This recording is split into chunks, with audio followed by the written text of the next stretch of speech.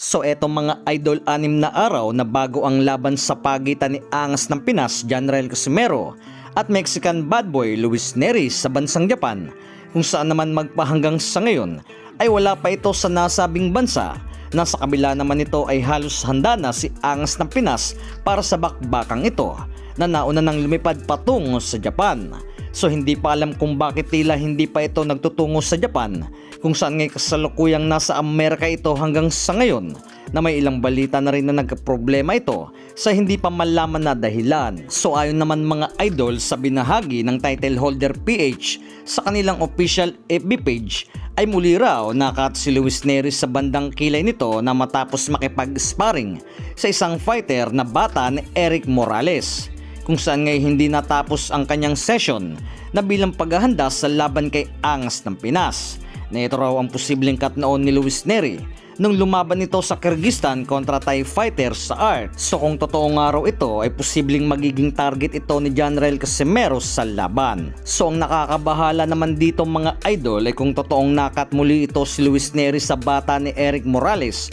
ay sigurado tayo na malabo na ito na sumugal sa laban kay Janrael Casimero. So kung dati nang napunitan ito sa sparring at 6 na araw na lamang ang lilipas na bago pa man ang sagupaan na ito, ay alanganin na ito na makipagpukpukan sa Pinoy fighter, na kung susugal ito ay sariwa pa ang cut ni Neri, ay sigurado na ang talo nito kay Angas ng Pinas. So hopefully mga idol ay rumors lamang ito, dahil sa magandang bakbakan ito kung magkakataon, at kung mamalasin naman na hindi ito makabiyahe sa bansang Japan, ay palit kalaban ang kalalabasan, na itong si Angas ng Pinas ay handa na sa lineup na talagang pinaghandaan si Luis Neri sa labang ito. So wala tayong sinasabi na hindi ito matutuloy, na sana talaga ay matuloy ang bakbakan na ito. Samantala mga idol, August 26 pagbabalik ni former Unified Super Bantamweight Champion Marlon the Nightmare Tapales, kung saan ngay lalaban ito sa Australia, na matapos ang pagkatalo sa dating world champion na Japanese fighter